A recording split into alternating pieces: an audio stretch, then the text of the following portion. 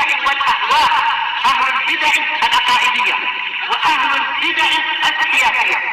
نقول بيننا وبينكم السلف، بيننا وبينكم الكتب، كان فيقول البدع بيننا وبينكم وحده لا شريك له وأشهد أن محمدا عبده ورسوله. Allahumma sholli ala Muhammadin abdika wa rasulik wa ala alihi wa ashabihi ajma'in, amma ba'd. Sekarang kita masuk ke muka surat 23 dari pembahasan fikih ini. Qala al-muallifu hafizahullahu ta'ala, ad-darsus sadis, pelajaran yang ke-6, al-as'ilah, soal-soal. Awalan ajib anil as'ilatil atiyah. Jawablah pertanyaan yang datang berikut ini. Ma hukmul wudu? Apa hukumnya? Iya, wajib. Yang kedua, ma hukmu man shalla bi ghairi wudu? Hukum salat yang tidak pakai wudu orangnya. Iya, salatuhu batilah. Kam furudul wudu? Kewajiban wudu ada berapa?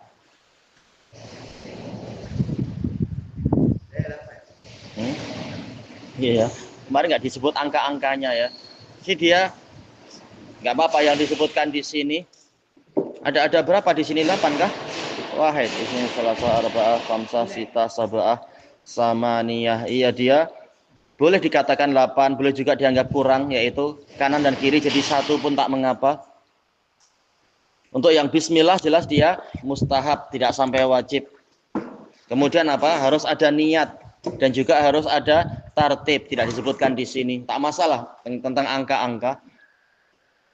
Penyebutannya ini sudah ada di sini semua. Yang keempat, udkur dalilan ala fardiyatil wudu. Sebutkan dalil tentang wajibnya wudu. Siap Pak. Ya Ismail. Ya ayyuhalladzina amanu idza qumtum minas sholati faghsilu wujuhakum wa aydiyakum ilal marafiq.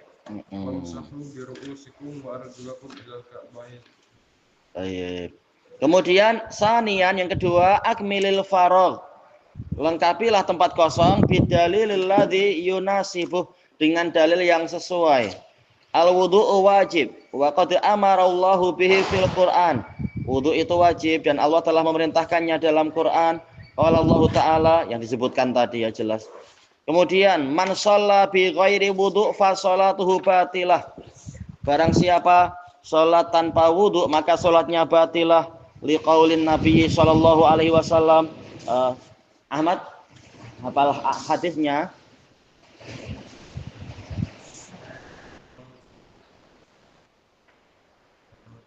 La yaqbalullahu sholata ahadikum idza apa itu?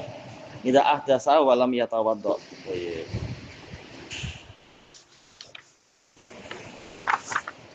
Wah, ada tempat kosong banyak.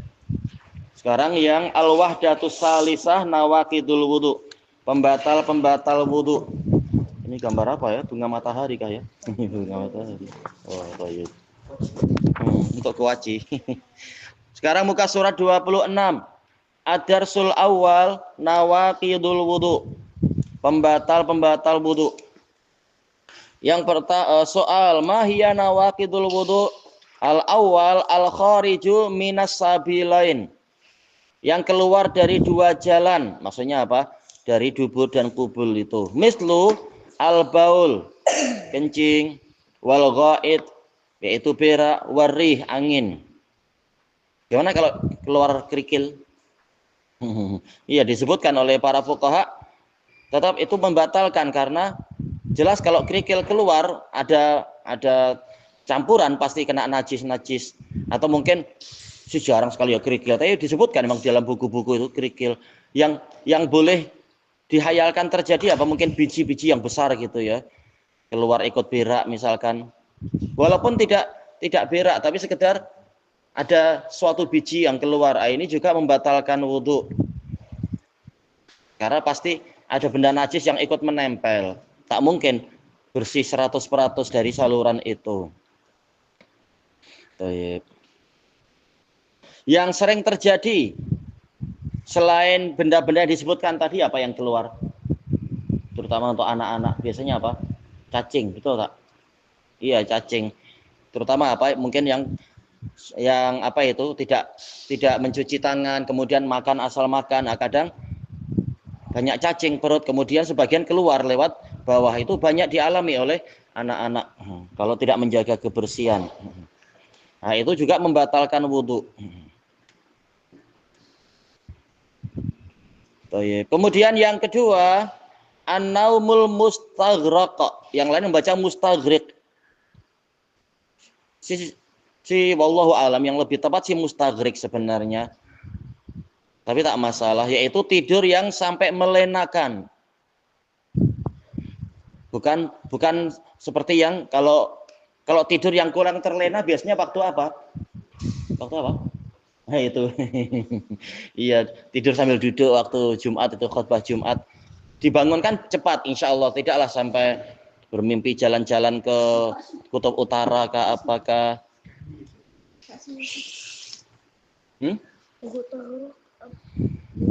Sebenarnya sih mustaghriq ya, yaitu apa? Melenakan, menenggelamkan. Kalau mustaghraq yang ditenggelamkan. Harusnya tidur yang menenggelamkan akal pelakunya. Kalau dalam kitab lain memang mustaghriq, bukan mustaghraq.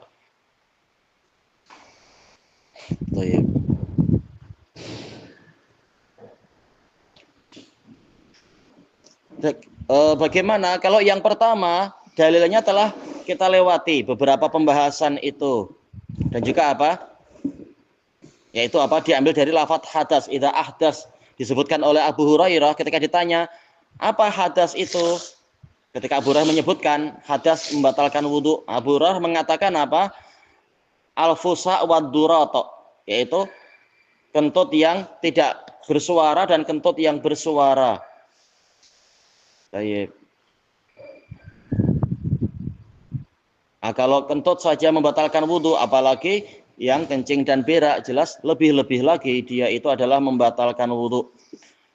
Dan sebagian dalil yang dipakai oleh para ulama ya rahmatullah adalah yaitu hadis muttafaqun alaih dari Mughirah bin Syu'bah radhiyallahu anhu. Setiap kali Nabi selesai buang hajat, beliau berwudhu, menunjukkan memang apa, kencing dan berak itu membatalkan wudhu ya. Oh ya. Yang mana? Mana? Yang mana?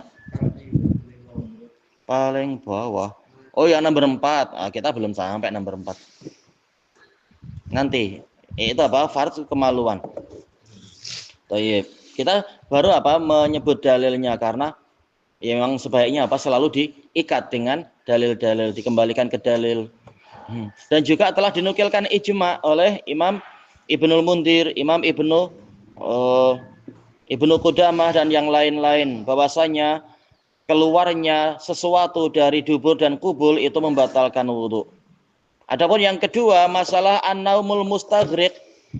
Dari mana kita tahu dia membatalkan wudhu? Ini adalah hadis, diambil dari hadis Sofwan bin Asal al-Muradi. Hadis Sofwan bin Asal diriwayatkan oleh Imam Tirmidzi. Nah, kalau kita tak mampu nulis dengan cepat, paling tak kita tahu, oh hadis Sofwan diriwayatkan oleh Tirmidzi. Tatkala beliau ditanya oleh Zir bin Hubais tentang apa? Masalah mengusap khuf, maka beliau menyebutkan sabda Rasulullah Shallallahu alaihi wasallam, yaitu la tangzi'u khifafakum, jangan kalian mencabut khuf kalian salah satu ayam walayaliyahunna fis safar, yaitu tatkala safar selama 3 malam dan 3 hari, la min baulin wala ghaitin wala naum, walaupun dalam keadaan kencing atau berak atau tidur. Baik. Walakin min janabah, tetapi kalau janabah memang kita harus mandi, ya sudah, lepaskan khufnya. Tatkala Nabi menggabungkan antara kencing, berak dengan tidur, menunjukkan tidur itu memang membatalkan wudhu. Tapi tidur yang mana? Tidur yang terlelap, tidur yang sampai melenakan. Adapun tidur yang sedikit-sedikit ini tidak mengapa.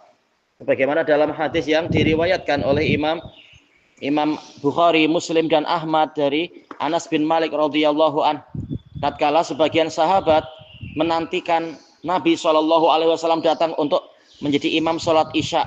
Ada yang sudah terkantuk-kantuk, ada yang sudah tidur. Kemudian begitu Nabi datang, semuanya sholat walam yatawaddau. Mereka tidak berwudu.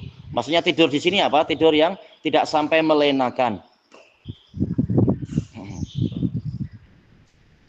Kalau tidurnya melenakan ya harus berwudu memang dia.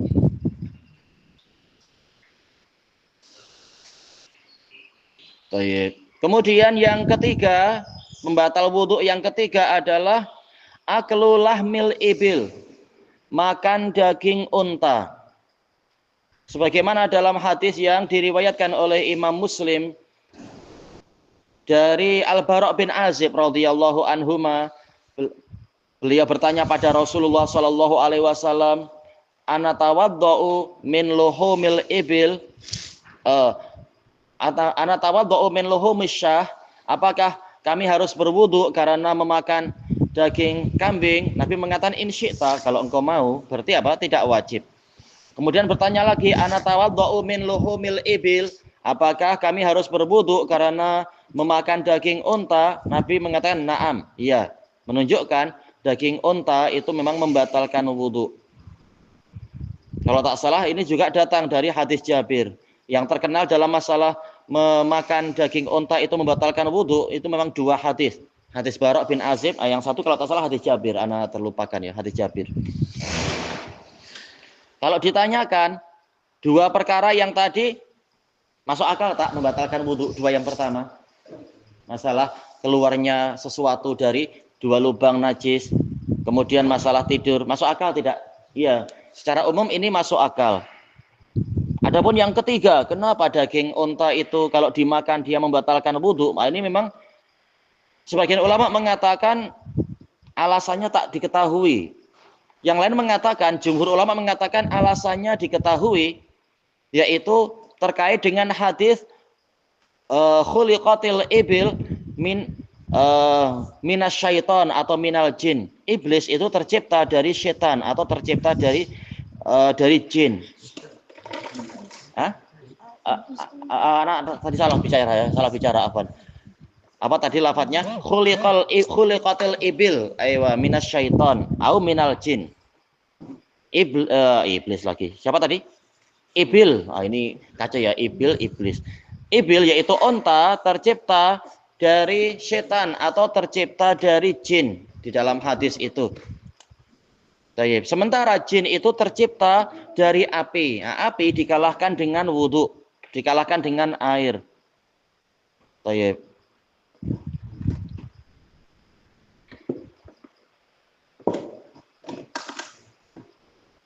Kata Ibnul Qayyim, sepertinya memang inilah hikmahnya. Apa hubungan antara apa keterkaitan, apa perbezaan antara unta dengan hewan-hewan yang lain? Kenapa untuk unta dia ada kekhususan? Boleh jadi karena dia tercipta dari setan atau dari jin. Sehingga apa? Kalau kita memakannya boleh jadi akan menimbulkan gejolak api, gejolak amarah, gejolak kesombongan. Maka dia dipadamkan dengan wudu kalau mau sholat ya. Yang tadi hadis pasung itu tadi. Yang hadis mana tadi? Yang pasung itu tadi hadis. Yang unta. Ada satu itu cipta dari setan. Itu terlupakan itu hadisnya siapa yang masalah unta itu ya. Itu dibahas Ibnul Qayyim di dalam kitab I'lamul Muwaqqi'in. Tayyib. Apalagi ditambah dengan hadis yang diriwayatkan oleh Bukhari Muslim dari Abi Hurairah bahwasanya kesombongan itu ada pada pemilik unta dan lembu, tapi lembu dikasih keringanan, tak perlu kita berwudu kalau habis makan daging lembu. Tapi nanti yang unta memang jadi lain. Sampai-sampai Nabi melarang, Nabi suka untuk sholat di kandang kambing, tapi Nabi melarang untuk sholat di ma'atinil ibil, tempat mendekamnya unta. Memang ada kelainan untuk masalah unta itu.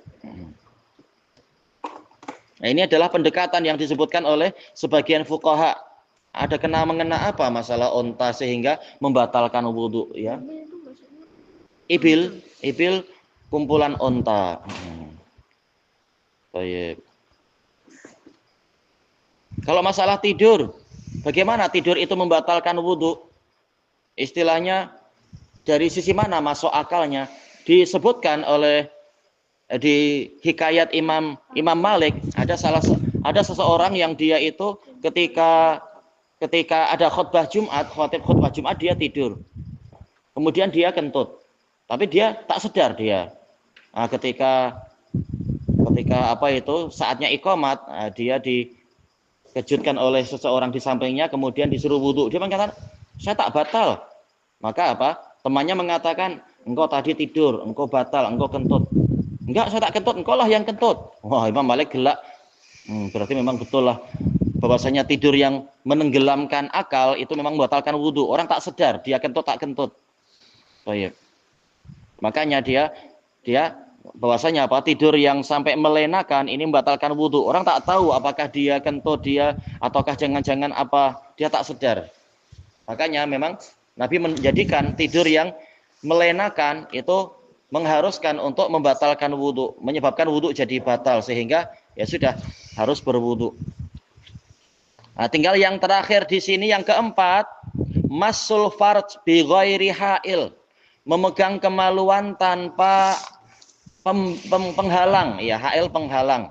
Kalau pakai sarung tangan atau kita tersentuh dengan dengan kain ada kain seluar, kain pelikat, ini tidak masalah. Tapi kalau langsung bersentuhan dengan kulit, ini membatalkan wudhu.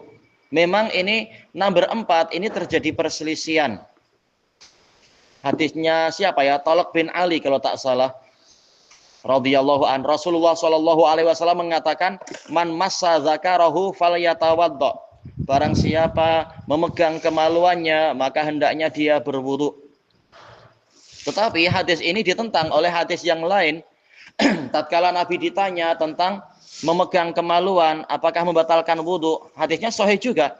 Nabi mengatakan, "Innama huwa bat'atun mink." Dia itu hanyalah anggota badanmu, yaitu sebagaimana kita memegang kepala, memegang tangan, memegang kaki, memegang perut tidak membatalkan wudu. Berarti mestinya memegang zakar juga tidak membatalkan wudu. Ya, apa bisanya? Sekedar pegang kulit sama aja, semuanya juga kulit. Cuma kemudian sebagian ulama mengatakan untuk menggabungkan karena hadisnya sama-sama sahih, walaupun yang satu sahih, yang satu hasan, maka maksudnya kalau memegang tanpa ada pembatas, maka itu yang membatalkan wudhu. Kalau dengan pembatas tidak mengapa. Yang lain pendapatnya lebih kuat, yaitu kalau memegang dengan syahwat, ada dorongan syahwat, itu yang membatalkan wudhu. Itulah gimana jelaskan ke anak kecil ya. Syahwat itu apa? Keinginan untuk membuat anak tuh, itu ceritanya. Atau apa entah. Dorongan untuk apa? Dorongan untuk membuat anak.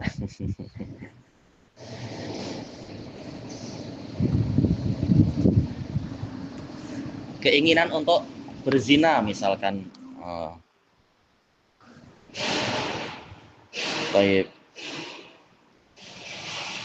Makanya diberi catatan kaki untuk yang nomor 4 itu ini diperselisihkan. Yang nomor 4 ini diperselisihkan di kalangan ulama. Baik. Ilahuna wallahu a'lam.